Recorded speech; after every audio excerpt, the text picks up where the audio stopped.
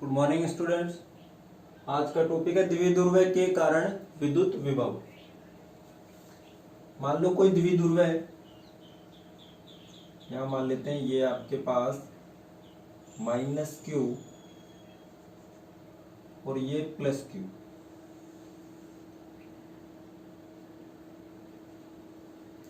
द्विध्रुव है -q और +q। यहां कोई पॉइंट है P, जो कि इस P बिंदु की स्थिति कहां से दर्शाते हैं? सेंटर से। इस सेंटर पॉइंट है O।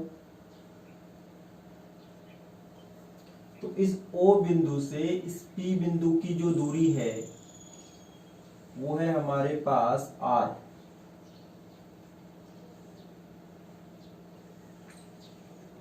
O से P तक कितना है? R है। R दूरी पर पॉइंट है कोई, यहां लिख लेते हैं OP बराबर R। ठीक, और ये यहां से कितना एंगल बना रहा है? थीटा।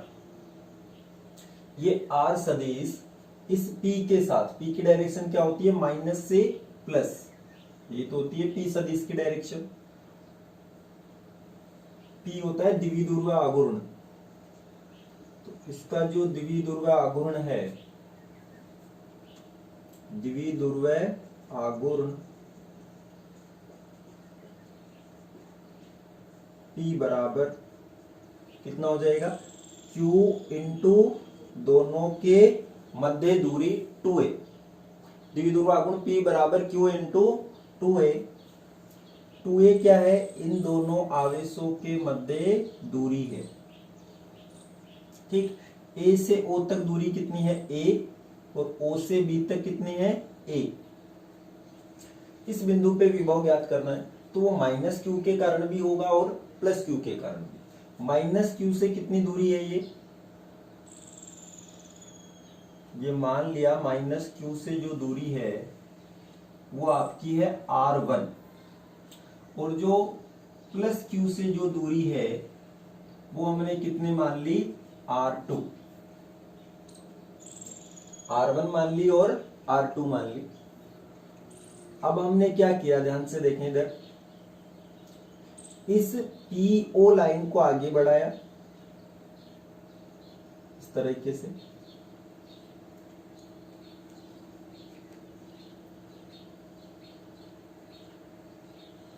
ये हमारी PO जो लाइन थी उसे आगे बढ़ाते हुए इस A बिंदु से इस वाली लाइन पे जो हमने आगे बढ़ाया है, Q मान लो PQ तक, इस पे हमने क्या डाला? एक लंब डाल दिया इसे।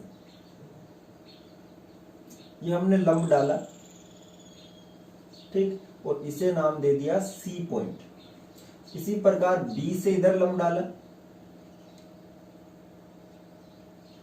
और इसे मैंने नाम दे दिया D पॉइंट। इसे क्या नाम दे दिया? D नाम दे दिया। अब ये एंगल थीटा है, तो ये भी कितना हो जाएगा? थीटा। अब ध्यान से देखिए, त्रिभुज AOC, त्रिभुज AOC व त्रिभुज ACO, सॉरी, त्रिभुज BDO में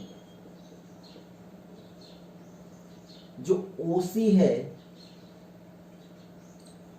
OC वो कितना हो जाएगा? ये A है, ये कितना है? A है, तो OC कितना हो जाएगा भाई? इसके साथ में है ये, तो क्या आएगा? cos theta. तो ये हो जाएगी A cos theta. AB AO cos theta किसके बराबर होगा? OC के बराबर। तो ये OC निकालना है, ये हमें पता है A है, ये A है, ये एंगल थीटा है, तो ये कितनी हो गई? A cos theta.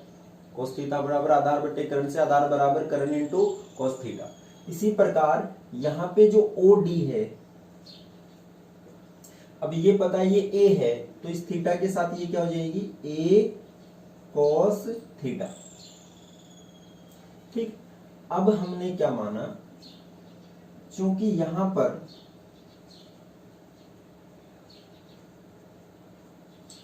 पर R जो है वो बहुत बड़ा होता है किससे?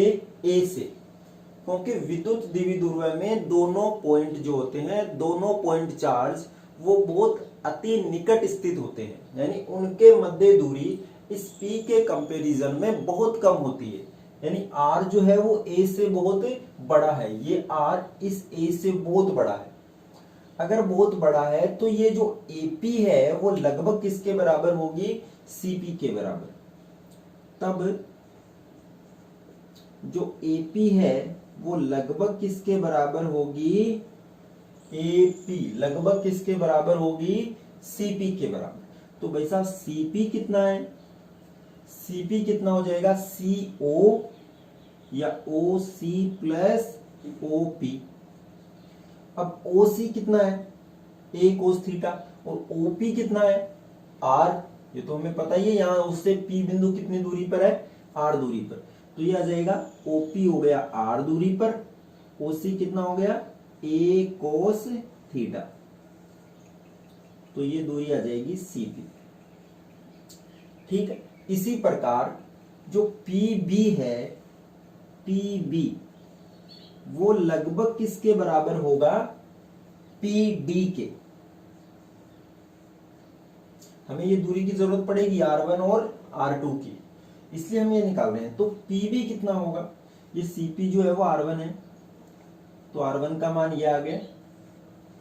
इसी प्रकार जो PB है वो PD के बराबर है, यानी जो R2 है, PB जो R2 है वो PD के बराबर है, तो कितना हो जाएगा, OP minus OD, OP minus OD।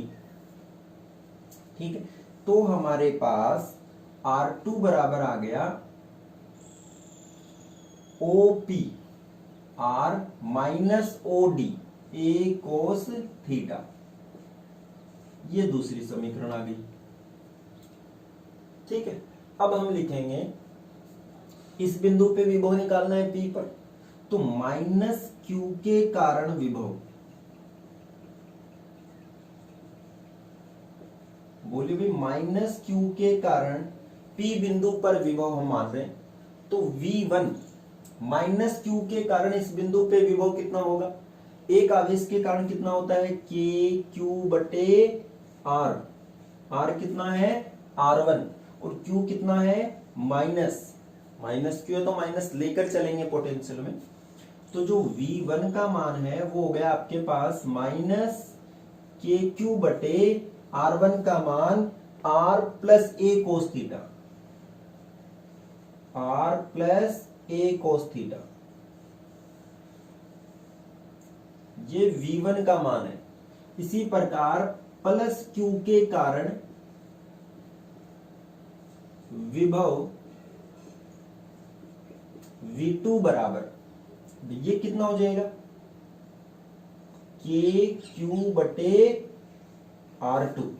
इस प्लस Q के कारण इस बिंदु पे विभव KQ बटे R2, तो V2 बराबर यह आ जाएगा KQ बटे R2 की जगह R minus A cos theta, ये रहा R minus A cos theta.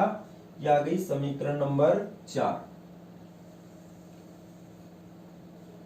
ठीक है, अब P बिंदु, यहां पे दो ही चार्ज है, दोनों के कारण P बिंदु पे विभव निकाल लिया, तो P बिंदु पर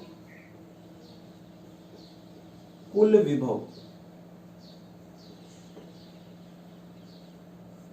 P बिंदु पे कुल विभव कितना हो जाएगा, Vp बराबर V1 प्लस V2, Vp बराबर V1 प्लस V2। तो Vp बराबर V1 का मान कितना है, माइनस KQ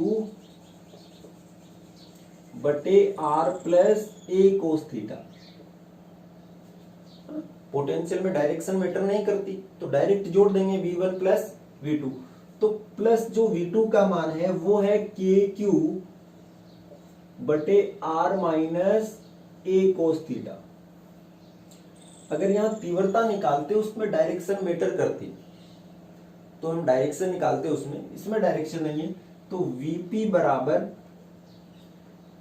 यहां से KQ बाहर ले लो, तो अंदर क्या बचेगा, 1/r-a cos थीटा, और ये बचेगा माइनस का 1/r+a cos थीटा। तो यहां फिर P बिंदु का विभव KQ, दोनों के नीचे क्या एलसीएम आएगा, r-a cos theta, r-a cos theta और r+a cos थीटा। ये वाला यहां चला जाएगा, r+a cos थीटा माइनस ये वाला यहां चला जाएगा, r-a cos थीटा।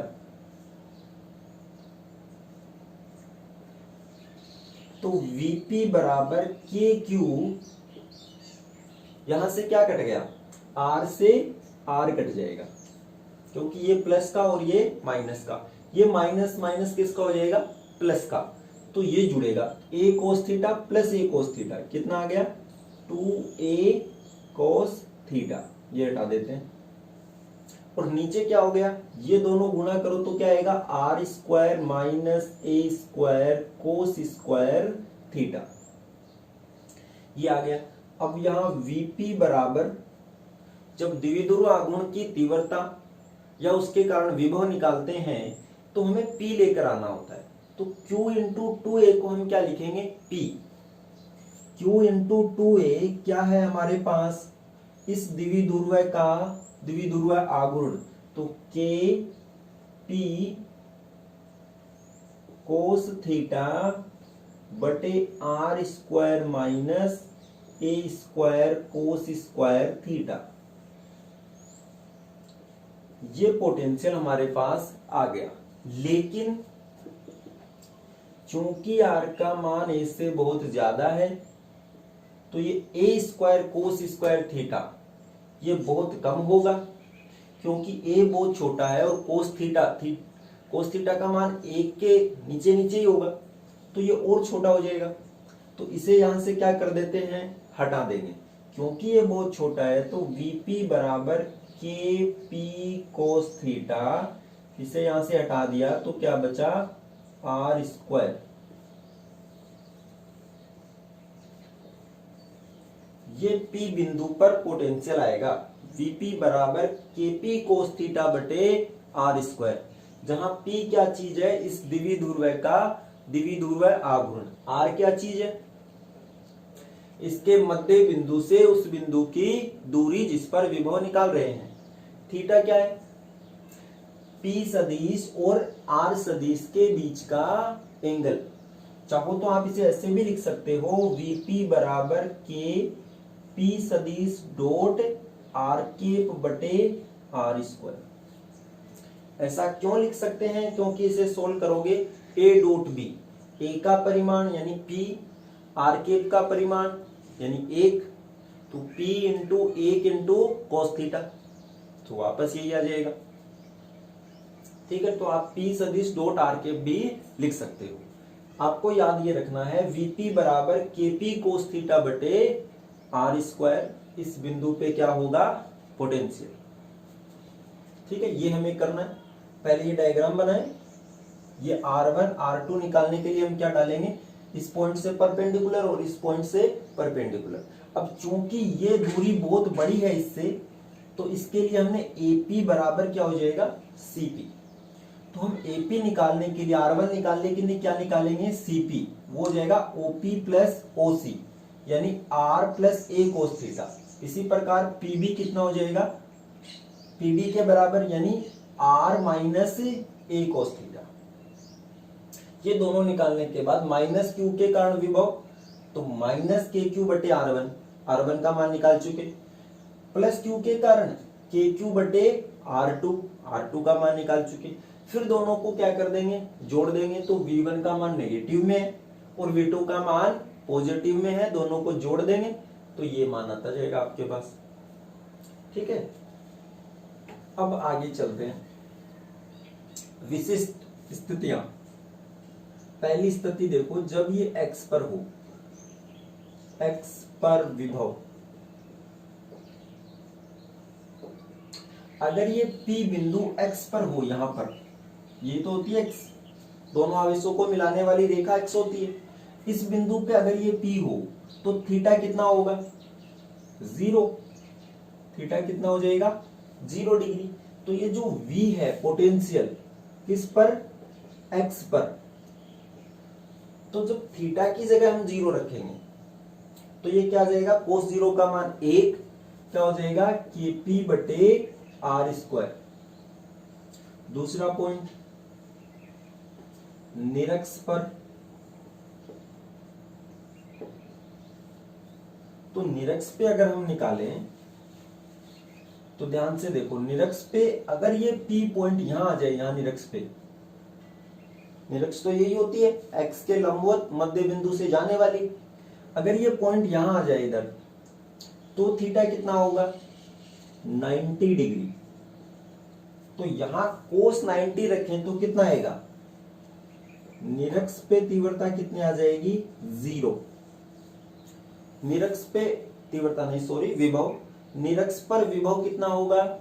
0, क्योंकि थीटा 90 है, जब कोस का मान 90 होगा तो 0 बन जाएगा, तो V निरक्ष बराबर 0 होगा। ये दो स्थितियां हैं, x पे होता है KP बटे R स्क्वायर और निरक्ष पे कितना होता है? 0। अब इसके एक दो बिंदु हैं जो आपको याद रखने हैं। पहली चीज इसमें ये याद रखनी है कि V निरक्ष कितना होता है? 0। निरक्ष पे पोटेंशियल विभव कितना होता है? 0, लेकिन तीव्रता 0 नहीं होती। अगर आपको ये पूछा जाए, बहुत समय पूछा जाता है, एग्जाम में भी पूछा गया है कि ऐसा कौन सा बिंदु है या कहां पर पोटेंशियल 0 होता है लेकिन विद्युत क्षेत्र की तीव्रता 0 नहीं होती, तो वो कौन सा बिंदु होगा? द्विध्रुव की निरक्ष पर। निरक्ष पे विभव 0 होता है लेकिन तीव्रता 0 नहीं होती। तीव्रता कितनी होती है? KP बटे R3। तो यहां से दूसरा पॉइंट देखें आप, ये तो पहला है। अच्छा, V जो बिंदुवत आवेश के कारण होता है वो कितना है? KQ बटे R स्क्वायर। और जो पोटेंशियल है द्विध्रुव के कारण वो कितना है? KP कोस थीटा बटे, सॉरी, KQ बटे R, इसमें आएगा R स्क्वायर। V बिंदुवत के कारण होता है KQ बटे R, और जो द्विध्रुव के कारण निकला वो निकला KP कोस थीटा बटे R स्क्वायर। यानी बिंदुवत आवेश के कारण विभव R के व्युत्क्रमानुपाती होता है, जबकि द्विध्रुव के कारण ये R स्क्वायर के व्युत्क्रमानुपाती होता है। कौन ज्यादा तेजी से घटेगा दूरी बढ़ने के साथ? इसका विभव। तो एकल ध्रुव का विभव जो है वो कम घटता है और द्विध्रुव का जो विभव है वो दूरी के साथ अधिक तेजी से घटता है। ये दो पॉइंट आपको याद में रखने हैं। तीसरा, जो ये VP है वो किस चीज पे निर्भर करता है? द्विध्रुव के कारण विभव किन चीजों पे निर्भर करता है, ये पूछ सकता है। तो किन चीजों पे निर्भर करता है ये? दूरी पर, थीटा पर, और द्विध्रुव आघूर्ण पर, और K पर। K यानी K किस पे निर्भर है? माध्यम पर। R पर, थीटा पर, P पर और माध्यम पर, इन चीजों पर ये निर्भर करता है। अब डिस्कस कर लेते हैं जो पिछले टॉपिक में आपको क्वेश्चन दिया था एक। वैसे मेहनत तो कोई करता नहीं है। क्वेश्चन ये था,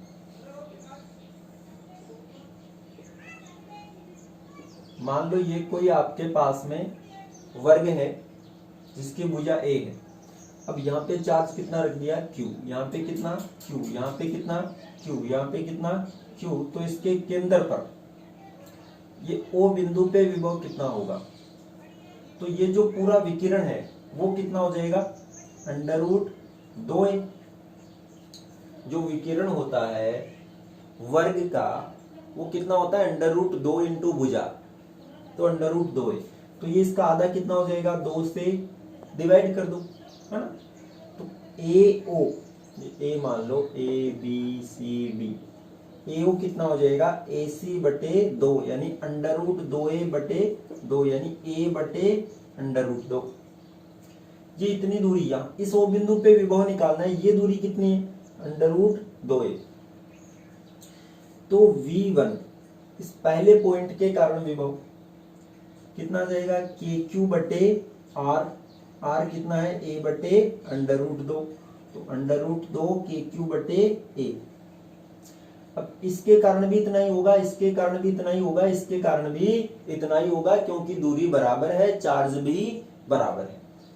तो O बिंदु पे पोटेंशियल क्या हो जाएगा, चारों को जोड़ देंगे, क्योंकि डायरेक्शन इसमें मैटर नहीं करती, तो चारों को अगर जोड़ दें, ठीक, तो क्या बन जाएगा, 4 इंटू, क्योंकि चारों बराबर है, तो ये मान आ जाएगा 4 अंडर रूट 2 KQ बटे a, 4 अंडर रूट 2 KQ बटे a। तीव्रता कितनी होगी